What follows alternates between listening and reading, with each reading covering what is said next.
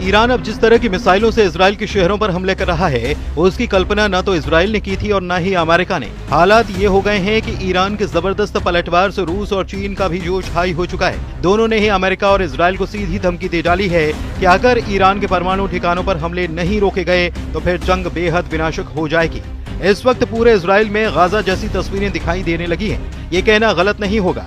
हालात ये हो गए हैं कि इजराइल की राजधानी तेल अवीव में ईरान की बैलिस्टिक मिसाइलों ने तूफानी तबाही मचाई है। सिर्फ 2 घंटे के अंदर ही तेल अवीव पर 12 मिसाइलों से हमला किए गए, जिसमें 25 से ज्यादा इजरायलियों के मारे जाने की खबर है। ईरान के हमले ये साबित कर रहे हैं कि ईरान पर जिस तरह से 13 जून से 17 जून तक खूनी हमले हुए, उसने ईरान को भले ही भारी नुकसान किया, लेकिन ईरान ने अब हाइपरसोनिक बैलिस्टिक मिसाइलों और आत्मघाती ड्रोन से खूनी हमले करने शुरू कर दिए हैं। और इस वक्त की सबसे हैरान करने वाली खबर यह है कि अमेरिका और इजराइल मिलकर 180 जेट से ईरान पर हमला करने जा रहे हैं, जबकि अमेरिका और इजराइल के लिए सबसे बड़ी चुनौती ईरान का फोर्दो परमाणु ठिकाना साबित हो रहा है, जो जमीन में इतनी गहराई में है जिससे 30,000 पाउंड का बंकर बस्टर बम भी आसानी से तबाह नहीं कर पाएगा।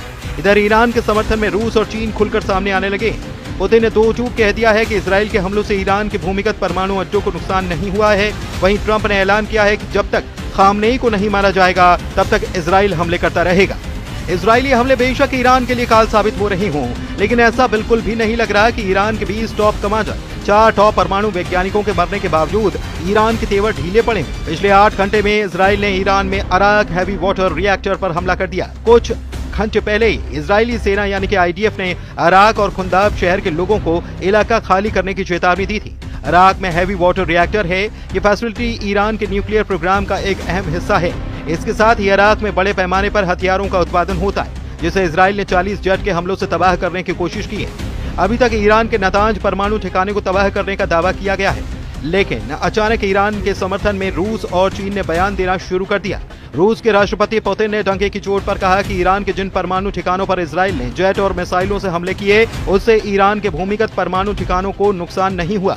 यानी कि रूसी राष्ट्रपति पुतिन अपने बयान से पूरी दुनिया को ये बता चुके हैं कि ईरान के भूमिगत परमाणु ठिकाने सुरक्षित हैं और इजराइल के हमले नाकाम साबित हो रहे हैं। यही कारण है कि राष्ट्रपति ट्रंप ईरान पर हमला करने से पहले 100 बार सोच रहे हैं। ट्रंप ने ईरान पर हमला करने के प्लान को मंजूरी तो दे दी, लेकिन उन्हें यकीन नहीं हो रहा कि अमेरिका और इजराइल मिलकर ईरान के फोर्डो परमाणु ठिकाने को तबाह कर पाएंगे, जो पहाड़ों के बीच में जमीन में सैकड़ों मीटर नीचे मौजूद है। अमेरिका को लगता है कि 30,000 पाउंड का बंकर बस्टर बम भी ईरान के भूमिगत फोर्डो परमाणु ठिकाने को तबाह नहीं कर पाएगा। एक्सियोस की रिपोर्ट के मुताबिक अमेरिकी राष्ट्रपति डोनाल्ड ट्रंप ने अपने सैन्य सलाहकारों से पूछा है कि क्या 30,000 पाउंड के बम ईरान के फोर्डो परमाणु संयंत्र को नष्ट कर पाएंगे। बंकर बस्टर बम, जिन्हें मैसिव ऑर्डिनेंस पेनेट्रेटर के नाम से भी जाना जाता है, अमेरिकी शस्त्रागार में, लेकिन इजराइल के पास बमों को तैनात करने के लिए आवश्यक हथियार या बम बशक नहीं है। फोर्डो को इतनी गहराई पर जमीन के अंदर दफनाया गया कि माना जाता है कि ये इजरायली हवाई हथियारों की पहुंच से बाहर है। पेंटागन के अधिकारियों ने ट्रंप को बताया कि उनका मानना है कि बम फोर्डो के खिलाफ काम कर सकते हैं। हालांकि अभी तक ये साफ नहीं है कि ट्रंप इस बात को लेकर आश्वस्त हैं या नहीं।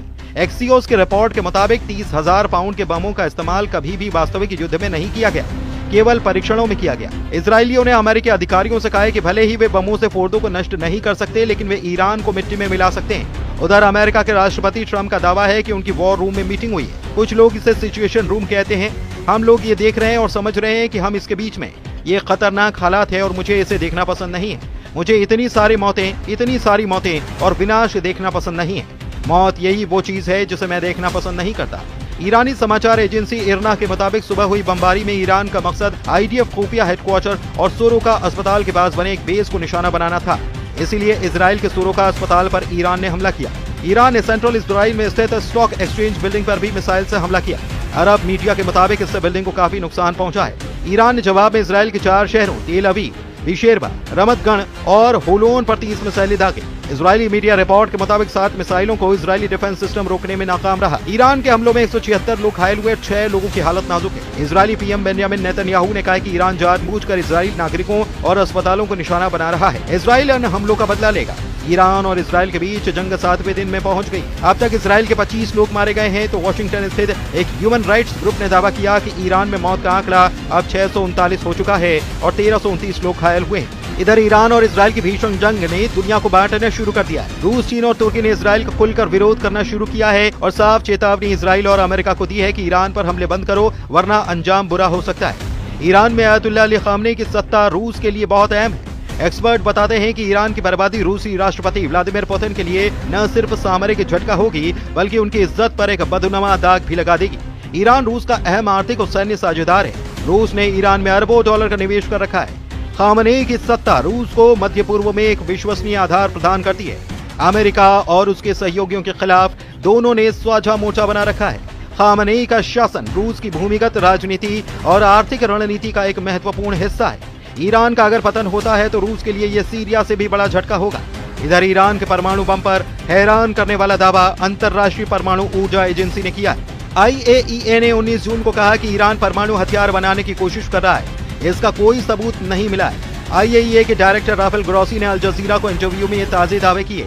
ऐसे हालात में सवाल यह है कि अमेरिका की शह पर इजराइल ईरान पर खूनी हमले क्यों कर रहा है। इधर रूस ने ईरान और इजराइल जंग में अमेरिका की दखल अंदाजी को लेकर चेतावनी जारी कर दी है। रूसी समाचार एजेंसी इंटरफैक्स के मुताबिक क्रेमलिन के प्रवक्ता दिमित्री पेस्कोव ने कहा है कि अगर अमेरिका ईरान और इजराइल के बीच चल रहे संघर्ष में दखल देगा तो इससे हालात और ज्यादा बिगड़ सकते हैं और तनाव खतरनाक स्तर पर पहुंच सकता है। इधर ईरान हमलों से तिल मिलाए इजराइल के रक्षा मंत्री इजराइल काट्स ने ईरान के सुप्रीम लीडर को मॉडर्न हिटलर कहा और कहा कि अब उनका अस्तित्व नहीं रह सकता। इजरायली सेना का लक्ष्य है कि वो इंसान अब नहीं बचना चाहिए और उसका अस्तित्व खत्म होना चाहिए। इजराइल काट्स ने कहा कि खामनेई जैसे तानाशाह जो ईरान जैसे देश का नेतृत्व करते हैं और जिन्होंने इजराइल के विनाश को अपना लक्ष्य बना रखा है, उसे इजराइल को खत्म करने के इस भयानक लक्ष्य को जारी रखने या पूरा होने की अनुमति नहीं दी जा सकती।